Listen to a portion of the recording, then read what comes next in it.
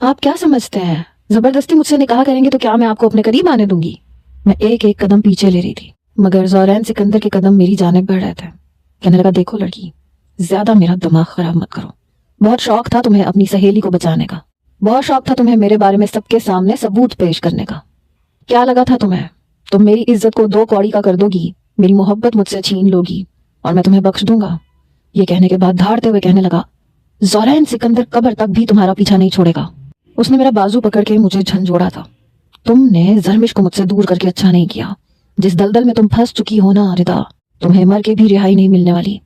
मेरा बाजू पकड़ के मेरा चेहरा अपने चेहरे के करीब करके वो बड़ी नफरत से बोला था, तुम्हें क्या लगा था तुम मेरी मोहब्बत छीन के अपने भाई के हवाले कर दोगी और बदले में मैं चुपचाप तुम्हारी शक्ल देखता रह जाऊंगा? क्या समझा था तुमने ज़ोरैन सिकंदर को? वो इतनी जोर से धाड़ा कि मुझे लगा बस मेरी जान निकल जाएगी। मेरा बाजू पकड़ के वो मुझे दीवार के साथ लगा चुका था। मैं उससे अपना बाजू छुड़वाने की कोशिश कर रही थी। कहने लगा, क्या लगता है तुम्हें, तुम मुझसे अपना आप छुड़वा लोगी? इतना आसान है मेरी गिरफ्त से बचना? तुम पल पल अपने किए की सजा पाओगी यहाँ पे। ये कह के उसने मुझे बेड पे ऊंधे मुंह फेंका था। इससे पहले कि मैं उठती, वो मेरी कमर पे गिर चुका था। अपने मुंह से मेरी कमर पे बंधी हुई डोरियां खोलने लगा। मेरी जान निकली थी, क्योंकि अब मुझे नफरत है ज़ोरैन सिकंदर से। अगर मुझ पे एक कत्ल माफ होता तो मैं उस शख्स का करती। पता नहीं खुद को क्या समझता है।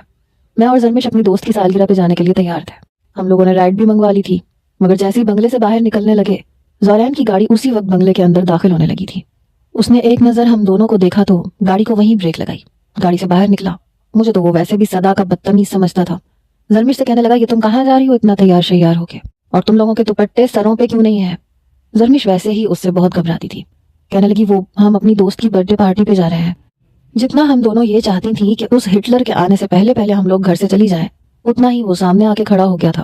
कहने लगा, कौन सी दोस्त? और ये क्या तरीका है इतनी तैयार शैयार होके, मेकअप करके, बिना चादर के, बिना नकाब के तुम बाहर टैक्सी मंगवा के जा रही हो? ज़रमिश को जब और कोई नहीं मिलता था तो सारा इल्जाम मुझ पे लगा देती थी। हालांकि उसका भी दिल था महविश की सालगिरह पे जाने का। कहने लगी, वो रिदा ने कहा था कि राइड पे चलते हैं, गाड़ी तो पता नहीं कब आएगी। कहने लगा, तो ये तो है ही सदा की आवारा, बदतमीज, बदलेहास। लेकिन ज़रमिश, तुमसे तो मुझे ये उम्मीद नहीं थी। मैंने आंखें फाड़े उसे हैरत से देखा। मैंने क्या बदतमीजी की थी उसके साथ? कौन सी बदलेहाजी की थी? मैंने कहा, ज़ोरैन लाला, हमने बड़े अब्बा से इजाजत ली थी। उसने अपने होंठों पे उंगली रख के श्श किया। कहने लगा, तुमसे तो मैं बात ही नहीं कर रहा। मेरी तरफ से तुम जहन्नुम में जाओ, भाड़ में जाओ, जहां दिल चाहे जाओ, लेकिन ज़रमिश तुम्हारे साथ नहीं जाएगी। चलो ज़रमिश, अंदर जाओ। पता नहीं वो इतनी डरपोक क्यों थी। मैंने ज़रमिश का हाथ पकड़ रखा था। मैंने कहा, तुम कहीं नहीं जाओगी। हमने राइड करवा ली है और हम सालगिरह पे जाएंगे। हमने बड़े अब्बा से इजाजत भी ले ली है। ये कौन होते हैं हर वक्त तुम पे रोब जमाने वाले? मैं शायद रवानी में कह गई थी।